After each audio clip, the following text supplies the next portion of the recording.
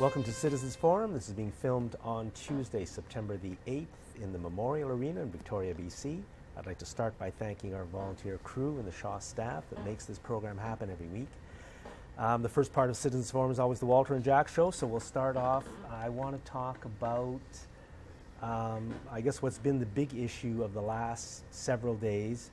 It began with the photograph of a dead child escaping from Syria, washed up on a beach, and it's become the biggest story in the world. And I just want to say that I think the perspective being put forward by Canada's corporate media is as phony on this issue as they are on all other issues. I don't think the owners of the corporate media care about dead children, because they have supported this war from the beginning, and they've lied to Canadians about this war from the beginning. This is an American-backed terror war on Syria, following an American terror war on Libya, in which the bombing was led by a Canadian general. A Canadian general led the bombing that destroyed Libya, and of course also the war in Iraq.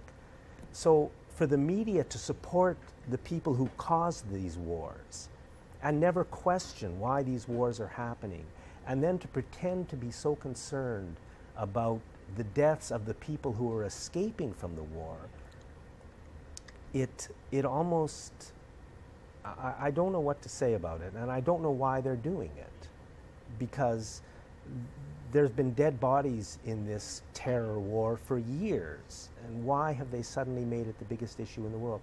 I don't know, but it shows the power of the media to manipulate us, and including our entire election, and it shows, you feel sometimes like you're living in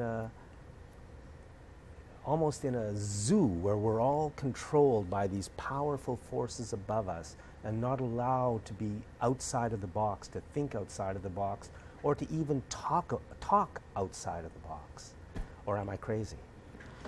Well, that makes two of us then if we're crazy. Really, I mean, you think about it. I mean, I haven't been spending a lot of time thinking about that issue, and now that you've brought it up and you think about the impact of these refugees flooding into Europe, you know, and Germany was pledged they're going to be accepting like 500,000 refugees per year.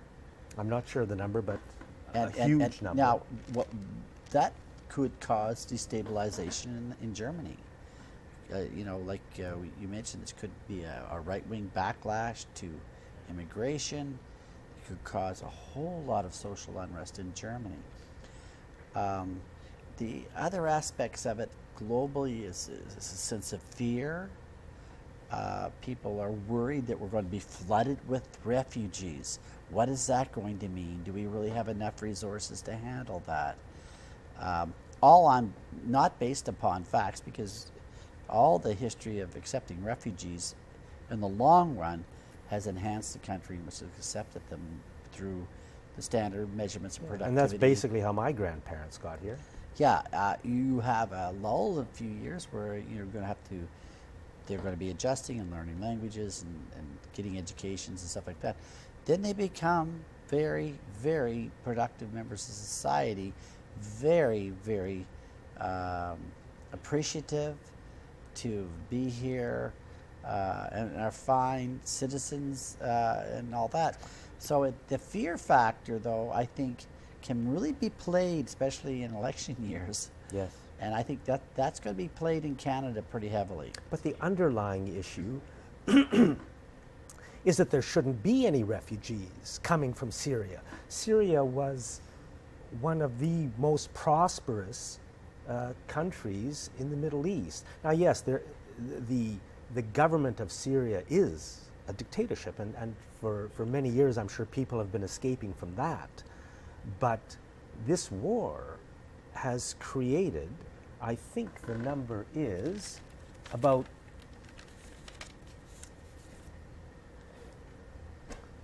4 million refugees who have left Syria, another 7 million who are internal refugees. Yeah. They've been forced out of their towns and cities and into different places where they still feel safe. 11 million people, never minding the hundreds of thousands who are dead. This war was started by the people who run the United States. I'm in no way critical of the American people, but the lunatics who run the United States started this war. They've created the rebel armies, they fund them, they arm them, they support them, and out of all of this has come ISIS, and that is an issue that our media will not talk about.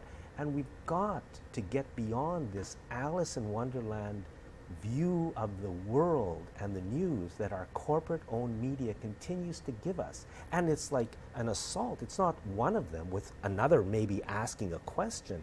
They're all the same.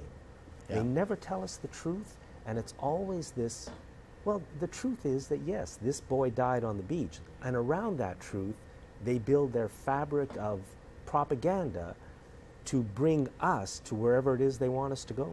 And I think it's the word is destabilization. I mean, it's in Syria. You can use other adjectives because it's so catastrophic.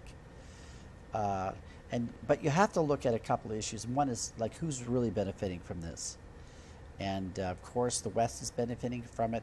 The warmongers are benefiting from it. Canadian arms dealers are doing very well, by the way, right now. You know, General Dynamics is a huge contract with Saudi Arabia, and it's not a very well kept secret where a lot of these weapons are going to end up in the hands of ISIS through Saudi Arabia. We're arming them to the teeth. We're making money off of it. We're creating all this fear. It destabilizes our own country. It's certainly, and when you say we, you don't mean we, because we have no say in well, the power, the people who are running the show are making the money off of it. And, you know, really, remember I asked you that question before the show. It was like, you know, here we are. I mean, the story of the Harper story, when